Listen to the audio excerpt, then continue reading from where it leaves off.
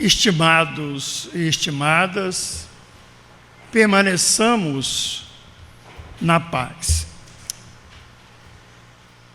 Em diversos escritos, Allan Kardec registrou duas palavras fundamentais à nossa reflexão a partir deste momento. Quais sejam: fim útil. Fim útil.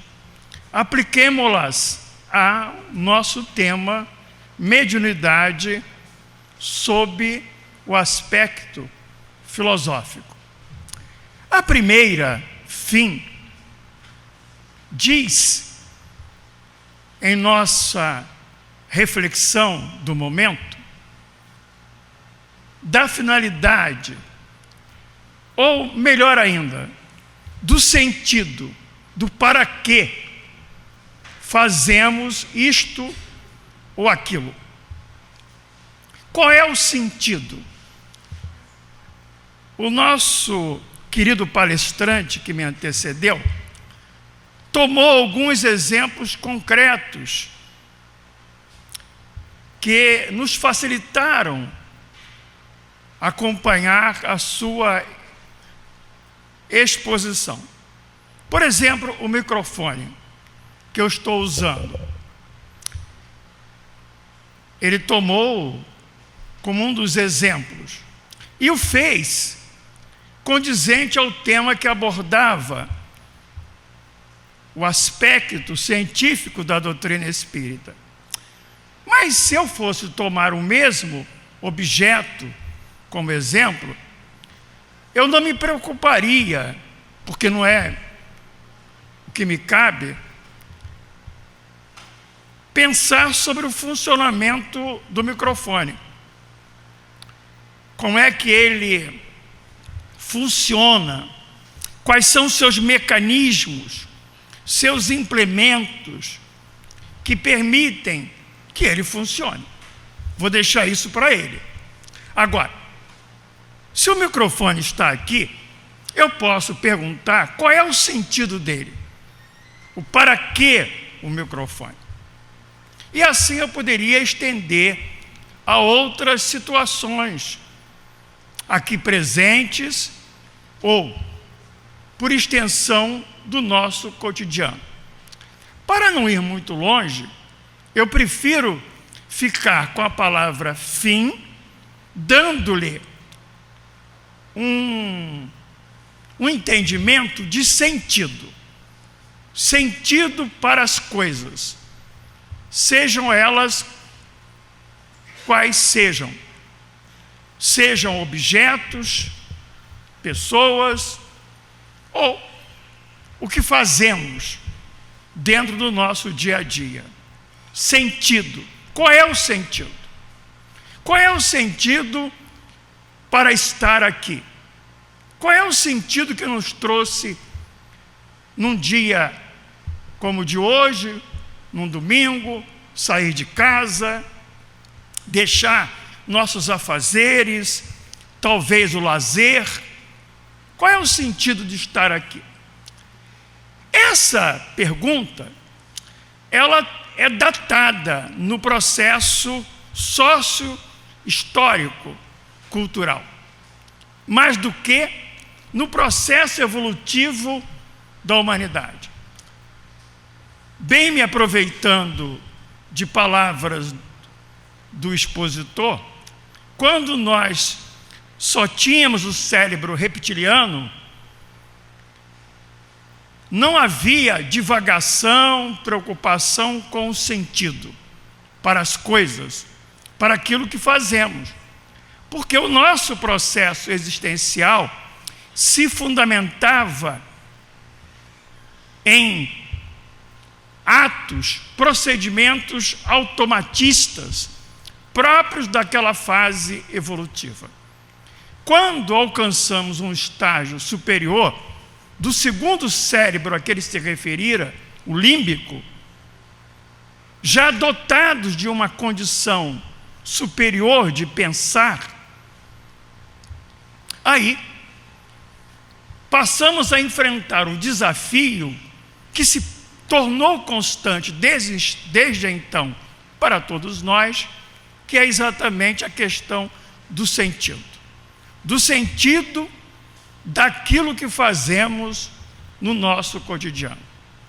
E à medida que a evolução prosseguiu e alcançamos o cérebro superior, o neocórtex, também essa condição de pensar, de refletir sobre o sentido, não mais de procedimentos tão somente comezinhos, mas o sentido maior, o sentido que se poderia dizer o da vida. Na fala do Beraldo, ele colocou no texto essa frase, sentido para a vida. E essa busca do sentido para a vida, ou da vida, é a questão magna do ser humano de uns tempos aos dias de hoje. Confere a nossa condição de humanidade num sentido superior. Essa é a busca constante.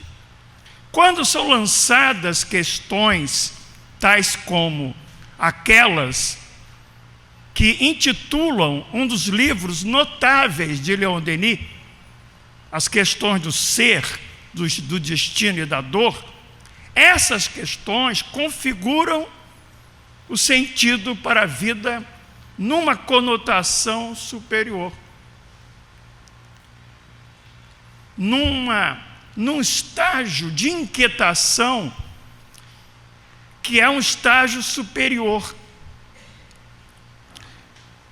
De tal maneira que, se nós quiséssemos, poderíamos dividir a humanidade, e de certa maneira, em um dos livros de André Luiz, No Mundo Maior, ele faz isso.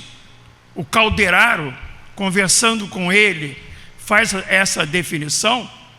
Há aquelas pessoas, há um segmento de encarnados aqui na Terra que estão ainda na fase reptiliana, ainda que possuam os outros cérebros. É a turma do come, bebe e dorme.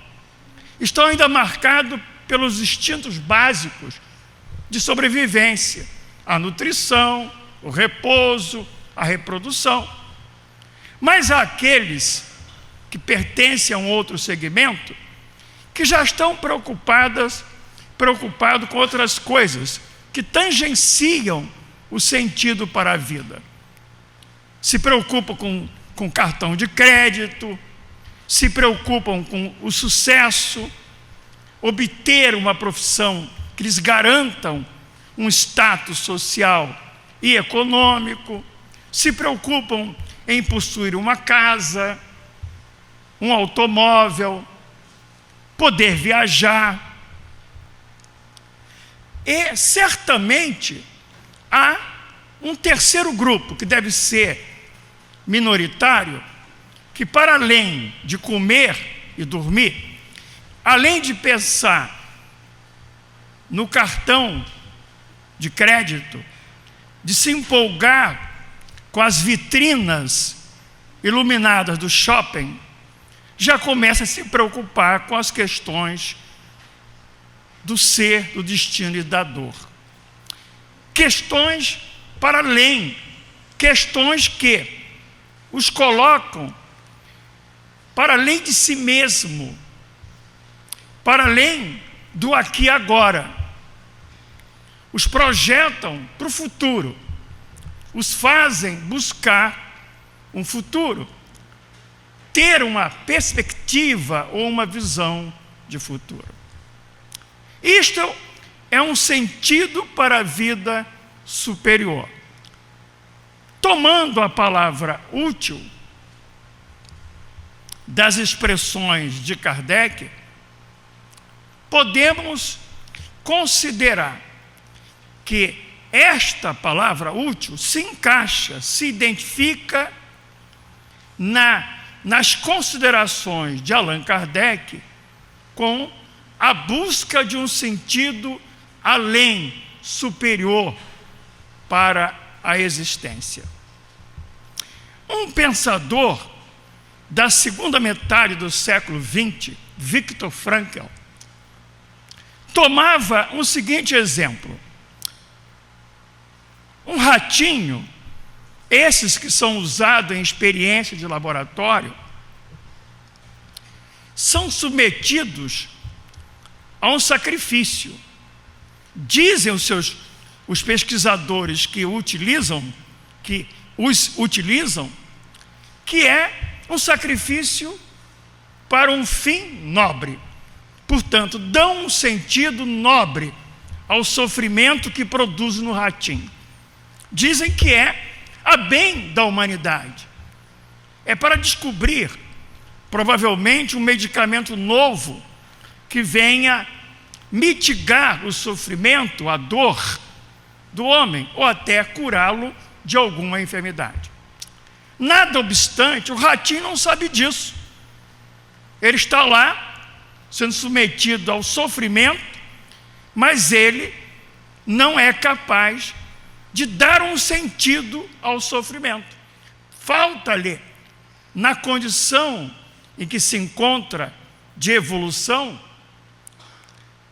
um equipamento cerebral, talvez aquele que nós possuímos, para além do cérebro reptiliano, que lhe permitisse filosofar sobre a questão da dor e do sofrimento, e daí dá um significado ao sofrimento, dá um significado à dor, e, em consequência, aprender a lidar com a dor, a lidar com as circunstâncias adversas, não apenas no sentido de lidar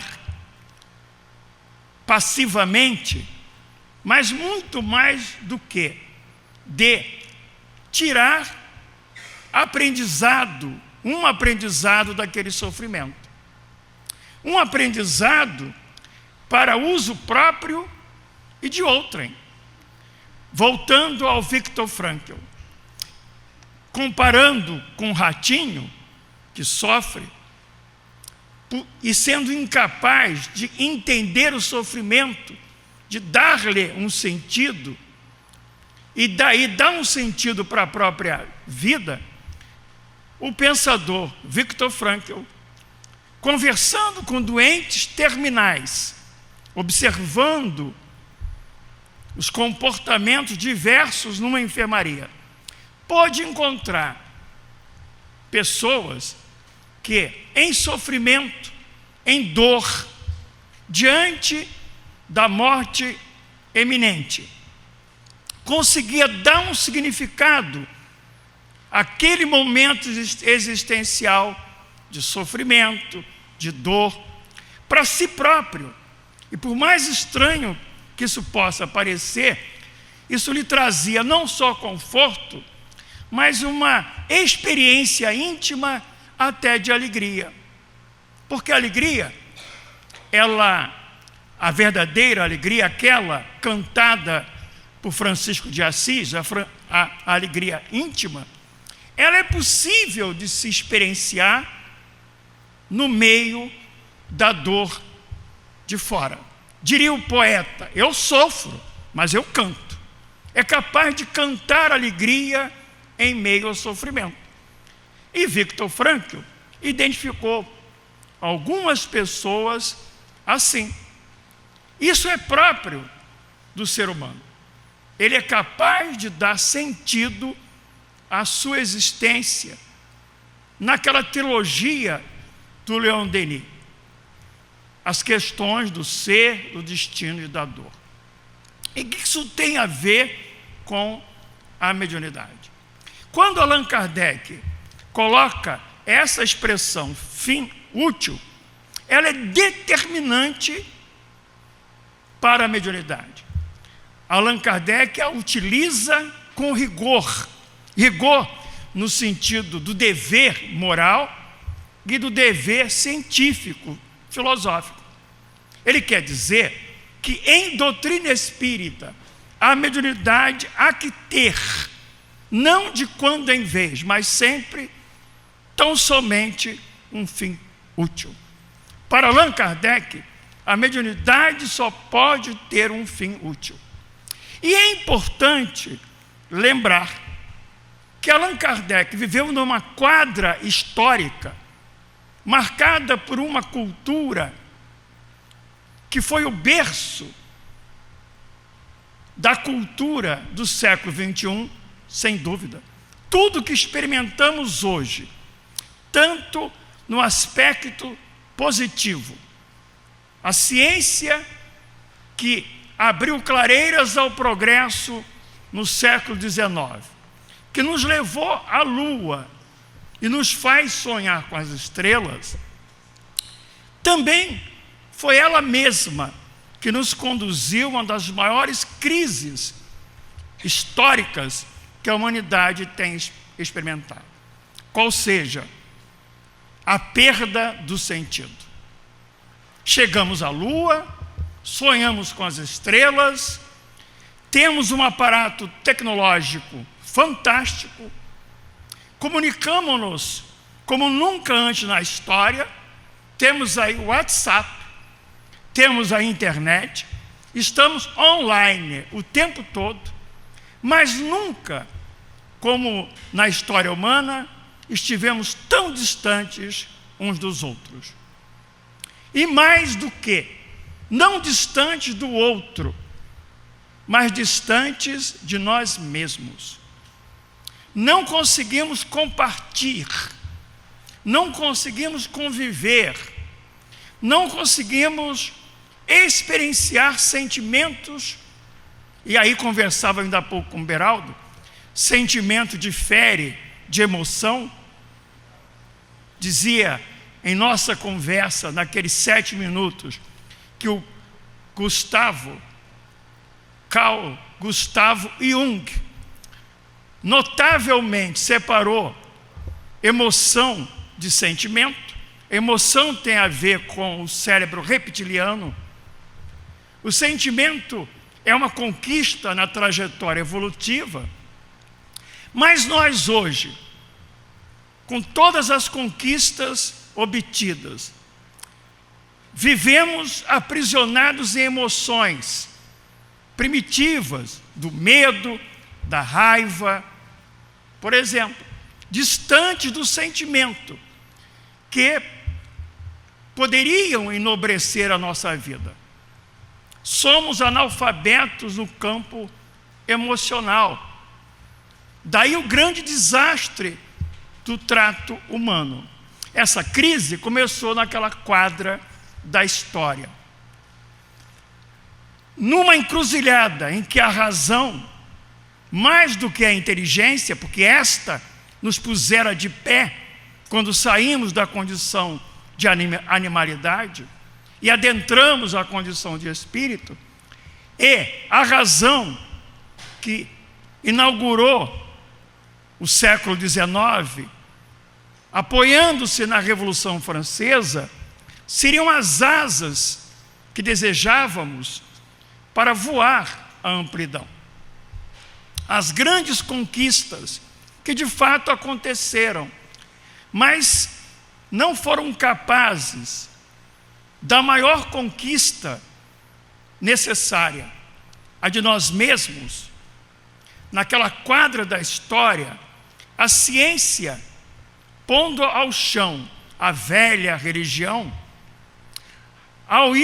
ao fazer isto, trouxe no seu bojo uma filosofia nadaísta, decretando a morte de Deus, abriu um rastro, um caminho que iria desaguar no século XX para a morte do homem, numa expressão muito feliz de Erich Fromm.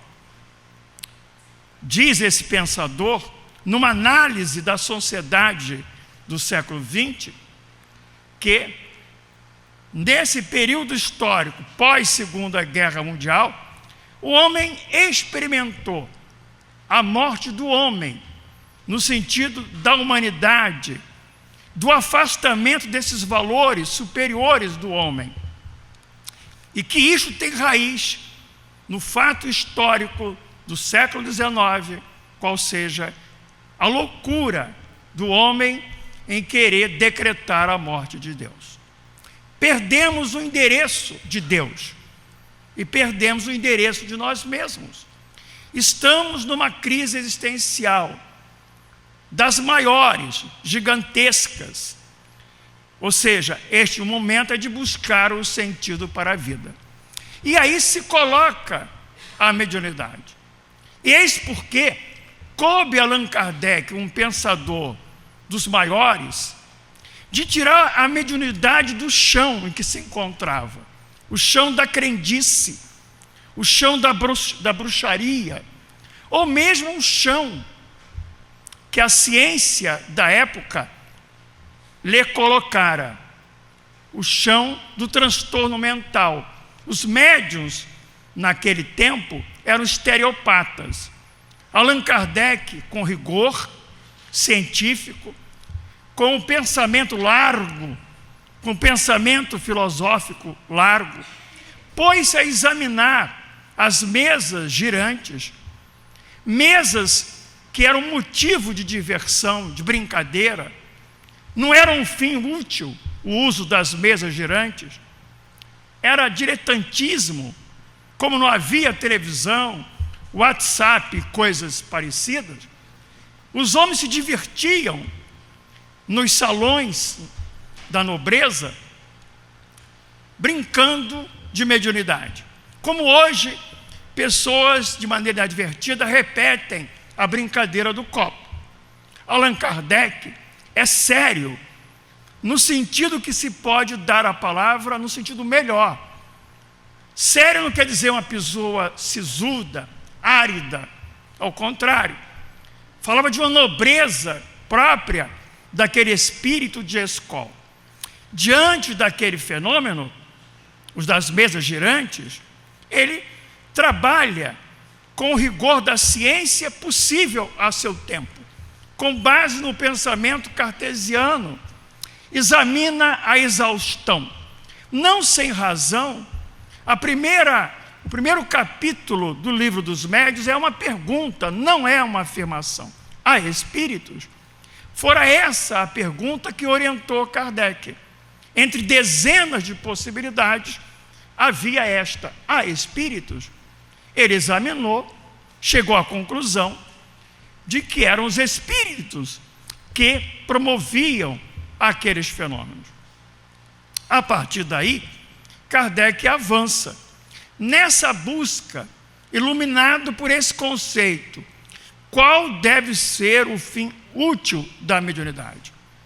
E ele, dialogando com os espíritos, ele vai construindo o sentido superior que se pode dar à humanidade, aquele que contribui para que o indivíduo encontre um sentido superior para a sua vida. E é interessante que, dialogando com os espíritos, Allan Kardec faça um recorte, como está na questão 281 do Livro dos Médiuns. Ele não deixa de lado o diálogo com os espíritos nobres, superiores do ponto de vista intelectual e moral. Dialoga com os sábios, com os espíritos superiores, mas igualmente se coloca para dialogar com os chamados espíritos vulgares ou burgueses. E ele explica por quê. Isto é muito curioso para a nossa reflexão. Ele diz que, se eu desejo conhecer de fato um país, se eu estou no Brasil, desejo de fato conhecer a Inglaterra, eu não o farei apenas dialogando, conversando, estudando os ingleses mais inteligentes e de comportamento ético superior. Certamente, isso não condiz com a média da realidade dos habitantes da Inglaterra. Não estarei entendendo, de fato, os hábitos, os costumes, a cultura dos ingleses. Eu devo procurar, em particular, como bom pesquisador, os ingleses medianos, nem tanto inferiores, porque aí é um número inexpressivo para baixo, nem os superiores, que também tem pouco significado numa análise cuidadosa. Agora, o inglês mediano, ele é importante ouvi-lo, entrevistá-lo, lhe conhecer hábitos, práticas. Foi por isso que Allan Kardec deu muito valor a conhecer os espíritos vulgares, os de mediana evolução. Por uma razão fácil de constatar. Olhemos para nós que aqui estamos. Quem somos nós? Somos muito inferiores? Ou muito superiores? Não. Voltando ao livro No Mundo Maior, André Luiz registra nessa obra que os espíritos que se vinculam a esse planeta, em maioria, são de mediana evolução. Meio barro, meio tijolo. Nem lá, nem cá. Então Kardec se pôs a estudar exatamente esses espíritos.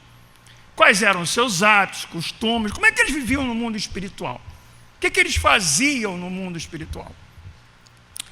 Por uma razão fundamental.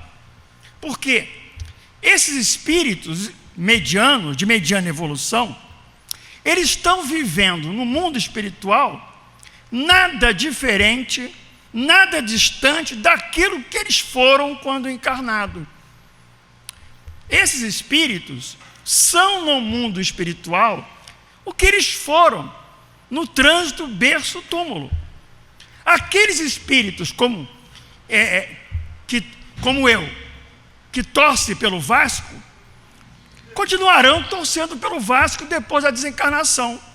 E aqueles outros não tão felizes como eu, que torço pelo Vasco, vão torcer pelo Flamengo, por exemplo. Continuarão. A morte não faz cirurgia plástica no caráter de ninguém, nos desejos, na subjetividade profunda. A morte transforma, sim, uma condição de corpo. Perde-se um corpo de carne. Se mantém um outro, o perispírito. E toda a subjetividade que dá identidade ao indivíduo. Eu sou nordestino e às vezes me pego muito preocupado, porque nos meus hábitos alimentares tem um tal de cuscuz. Eu amo aquele cuscuz. Não entendo bem por que não, mas é um desejo. Aí eu já me peguei, será que no mundo espiritual tem cuscuz? Então, nós, Quer dizer, nós seremos amanhã o que os espíritos são hoje, porque eles são hoje o que nós somos hoje. Nada de diferente, não é solução de continuidade. O que isso significa? Usando uma expressão do nosso palestrante anterior, ele falou das barbas de molho. Esse estudo, estudar os espíritos de mediana evolução, é importante, e aqui vou falar bem baixinho, para que a gente que ainda está aqui e não foi para lá, ponha nossas barbas de molho. Sim, porque os espíritos estão lá, experienciando, vivendo, bem ou mal, alegria ou tristeza, felicidade ou infelicidade, como resultante natural do que viveram na Terra. Se eles são felizes lá, é porque construíram a felicidade aqui. Então, quando nós nos propomos a estudar o mundo espiritual, utilizando-nos dessa grande ferramenta que é a mediunidade, é para conhecer o mundo espiritual, para disso dar um fim útil à mediunidade, dando, por consequência, um fim útil para a nossa existência. Como eu sei que estou aqui e vou para lá, eu posso me antecipar agora, não esperar para lá as mudanças que eu tenho que fazer em mim. As mudanças, preciso fazê-las agora, no trânsito berço-túmulo. Mais do que isso, nós podemos ir além.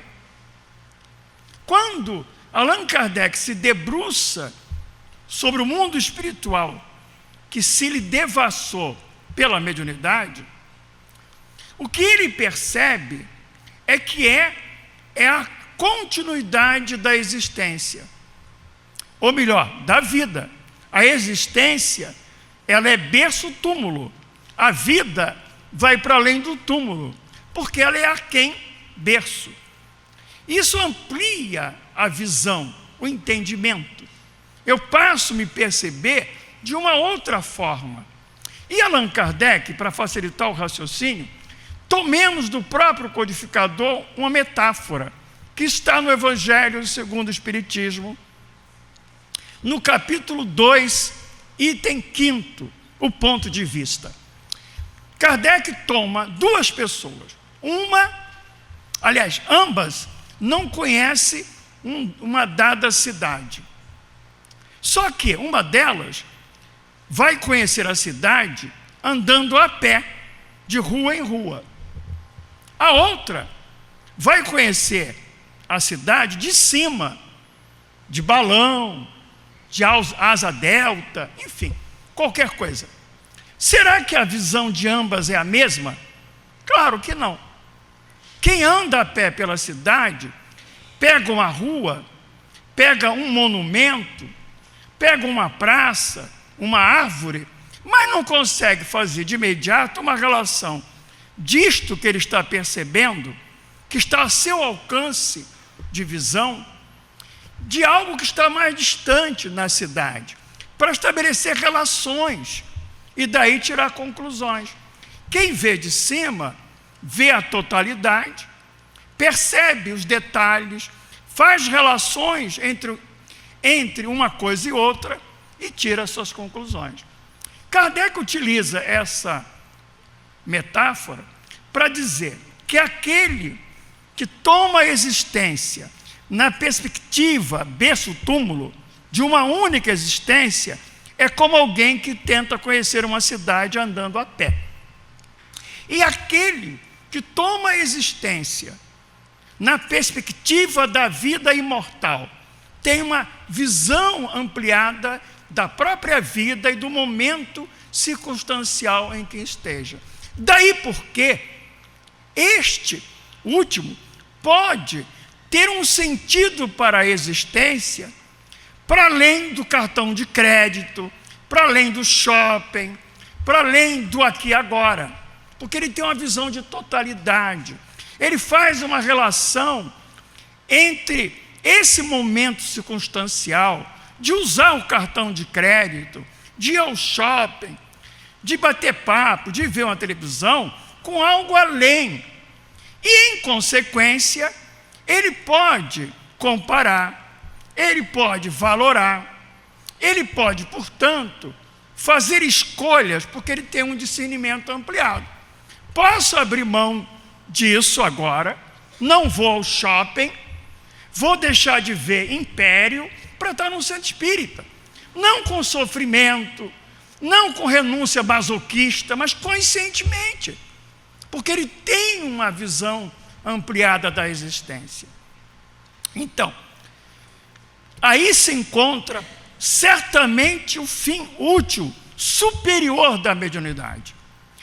Trazer para o homem da modernidade um sentido para a vida superior, qual seja espiritualidade. Quando nós abrimos o livro Nosso Lar, e o nosso querido Emmanuel está apresentando a obra, e o próprio André Luiz, como autor da obra, ao final da apresentação ele usa uma frase assim: é bem certo, é verdadeiro, que é importante espiritismo ou espiritualismo, Mas também é certo que mais importante é a espiritualidade. A grande crise atual é de espiritualidade. O que precisamos é de espiritualidade. E espiritualidade não significa crer na vida eterna. Isso é pouco, porque as religiões fizeram esse papel, historicamente. Precisamos de conhecer mais do que crer, não a vida eterna, mas a vida depois da morte. E a mediunidade faz isso, descortina a vida depois da morte. Para que, diante dessa realidade, tenhamos um outro olhar para a vida aquém morte, na existência. O que eu estou fazendo aqui, nesse domingo? Por que eu saí de casa para vir aqui? Hoje é dia das crianças, aí tem aquelas questões familiares, e minha filha, que tem 11 anos, perguntou: para onde você vai? Por que você vai? Não é?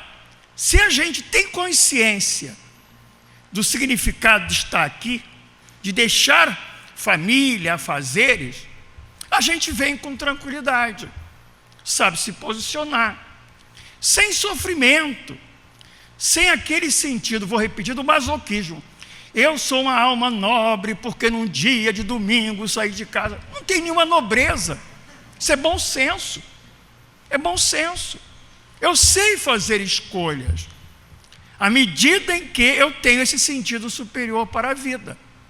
Considero a existência importante, sim.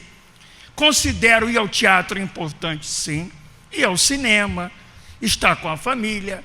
Mas isto eu relativizo dentro de algo que é maior. Até para que isto, que é menor, tenha um valor. Não é negar o valor que isso tem, mas isso passa a ter um valor muito adequado, porque eu admito o Espírito. Voltando ao Evangelho, no capítulo 17, tem uma página que é notável: cuidar do espírito e do corpo. Diz lá o texto: há aqueles que, em nome da alma, maltrataram ou maltratam o corpo. Acham que se espiritualizar é fazer o corpo sofrer, querer dor. Quanto mais sofrimento, melhor. Isso foi uma ideia de um modelo de religião medieval que alguns tentam manter. A ciência, por sua vez, em nome do corpo, negou a alma. Onde a sabedoria de viver é a pergunta que está no texto. Nem uma coisa, nem outra. É preciso valorizar o corpo, e o corpo é importante, a existência corporal é importante, exatamente porque eu sou espírito. E aqui cabe um exemplo. Eu estava em Palmas, Tocantins, para uma atividade doutrinária. Entre uma coisa e outra, me levaram para a televisão. Lá fui eu. E era um evento espírita no carnaval. Quando eu fui lá responder as perguntas, o entrevistador resolveu me provocar, né? Provocar a doutrina.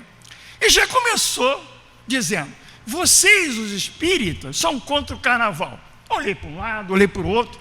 O único espírito ali era eu. Falei: bom, está falando comigo. Falei para ele assim: mas peraí, o senhor está pondo na minha boca algo que eu não disse. O senhor está perguntando ou está afirmando? Aí eu disse para ele: meu querido, vamos lá. Em doutrina espírita, a gente aprende assim: olha, carnaval vem de carnavale. A carne nada vale. Se a carne nada vale, vale tudo. Vale beber, vale perder o equilíbrio, porque a carne não vale. Mas em doutrina espírita, a carne vale. Vale muito. O corpo me é muito importante. Exatamente porque eu sou espírita, sou espírito. Então a ética de valorizar o corpo advém do espírito, que eu penso que sou, e penso que sou não depois que morro, que isso é pouco. Pensar que eu sou espírito depois que morro não é tão importante. É importante me perceber espírito enquanto eu estou no corpo, assinando um cheque, usando o cartão de crédito. Porque um psicólogo, Roberto Assigioli, católico, ele dizia que tem religiosos nos dias de hoje muito materialistas. E um bom teste é colocar o religioso, o espírita, por exemplo, num shopping, para ver o quanto ele é materialista ou não. Não é? Então, esse é o sentido para a vida. A doutrina, através da mediunidade, descortina a realidade do espírito para que eu possa me colocar como espírito na existência, experienciar a transcendência na existência, experienciar a transcendência andando de metrô, andando de ônibus, pegando um engarrafamento como eu peguei na sexta-feira de 1 hora para atravessar a ponte Rio-Niterói. Falei, meu Deus, é ali. Experienciar a transcendência na existência, não negando a existência, em suas limitações, nas circunstâncias em que me encontro, mas experienciar. E aí, para caminhar às conclusões, voltemos ao Evangelho. No capítulo 11, no item 9, vamos destacar de lá algumas reflexões necessárias. O texto, esse item 8, fala sobre o amor. Mas lá, no finalzinho do texto, Lázaro faz um comentário muito importante. Ele compara o cristianismo com o espiritismo. Ele diz assim, que coube ao sangue, lá nos tempos dos cristãos, coube ao sangue resgatar o espírito. Certo? Retornemos àqueles dias. Os cristãos primitivos deram a vida física nas arenas dos circos romanos para cantar o espírito. Eles adentravam as arenas cantando Ave Cristo, os que viverão para sempre te saúdam. Eles se criam imortais. Paulo dizia, ó morte, onde está teu aguilhão, onde está teu poder? Porque ele se percebia espírito. Mas ele resgatou o conceito de espírito, os cristãos resgataram, através do sangue. Ficou claro? Vamos agora ao espiritismo. Diz o texto, cabe por sua vez ao espiritismo resgatar da matéria o homem. Resgatar, fazer com que o conhecimento do espírito que a mediunidade traz, a mediunidade alarga, traz o conceito de espírito. Quando Allan Kardec, no seu contexto histórico, se colocou no seu trabalho intelectual, de pensador, de investigador, ele se viu diante de um fato. Os túmulos se arrebentaram e deles saíram os espíritos vivos, mais do que vivos, falando de quê? Da vida imortal. Então, esse entendimento da vida imortal pode resgatar o homem da matéria. E aí espiritualizaram. Nós, do século XXI, estamos identificados com a matéria. Nós nos pensamos como matéria. Nós agimos como se matéria fôssemos. E sem considerar o que foi dito anteriormente, nem nos damos conta que a matéria é algo apenas transitório, é um condensado de energias. Nem pensamos isso. E esse entendimento de nós mesmos como matéria é determinante dos nossos hábitos, de nossas escolhas, de nossas frustrações, de nossos equívocos. Então, o propósito da doutrina com a mediunidade, quando ela se abre e abre uma janela para o infinito, é para que diante disso eu me veja e me reveja.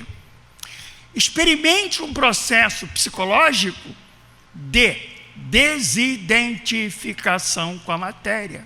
E ato contínuo, passa a experimentar um processo de identificação com a minha realidade mortal. Isso é que é espiritualidade. Espiritualidade não é religião, que é circunstancial. Eu posso ser religioso e não ter espiritualidade, porque não experiencio a realidade do Espírito. Os meus valores são da matéria. Eu frequento o templo, leio livros, me emociono, mas não tenho o valor superior da imortalidade em mim, me orientando, me iluminando o comportamento. Segundo conceito, em decorrência desse, que está no mesmo texto, item 8º, capítulo 11. Cultivar o Espírito. Será que nós cultivamos o Espírito? Os espíritas? Não é cultivar o Espírito falando com o Espírito, o outro Espírito. Porque isso pode ser um engano. Uma vez por semana eu dialogo com os espíritos, a mesa mediúnica. Não é isso que eu estou dizendo. Estou dizendo mais do que. Estou dizendo que diante da mediunidade, como uma janela que nos abre o infinito de nós mesmos, se eu cultivo diariamente minha condição de espírito, aí entra a prece, por exemplo.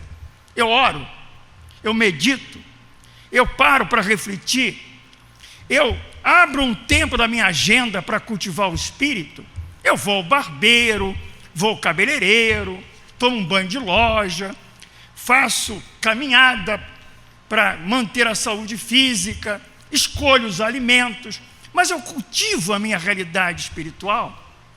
E isto é exatamente a agenda da espírita. Para a felicidade, para dar um sentido à existência, eu tenho que cultivar a minha realidade espiritual. Isso é um exercício. Emmanuel diz que toda virtude é espontânea, mas antes de ser, é disciplina. Então eu tenho que ter a disciplina de cultivar o espírito. E como palavra final, se esse é o fim útil da mediunidade, dá um sentido superior à existência, nos iluminar com a certeza da vida imortal, para que vivamos sob essa referência ética, também a mediunidade, ela é consoladora. E aí vamos a Manuel Filomeno de Miranda. Quando ele, pelas mãos abençoadas do Divaldo Franco, toma uma imagem, uma metáfora. Ele diz assim: imaginem um dédalo, um labirinto de dor, escuridão, gritos, sofrimentos, crise existencial. Eis que, naquele labirinto no qual o homem está perdido, se projeta uma luz que lhe aponta uma saída. Meus queridos, minhas queridas, estamos num dédalo. O contexto histórico-cultural é um labirinto no qual nos enfiamos por escolhas equivocadas. Estamos no meio de dores nossas e coletivas. Aí estão a violência, a droga, a insensatez, o consumismo. Estamos num labirinto da nossa história. E é nesse labirinto que a doutrina espírita, mediante a mediunidade, lança em jatos poderosos, vigorosos, a luz da vida imortal, para que nos iluminemos e, iluminados, cantemos a vida imortal.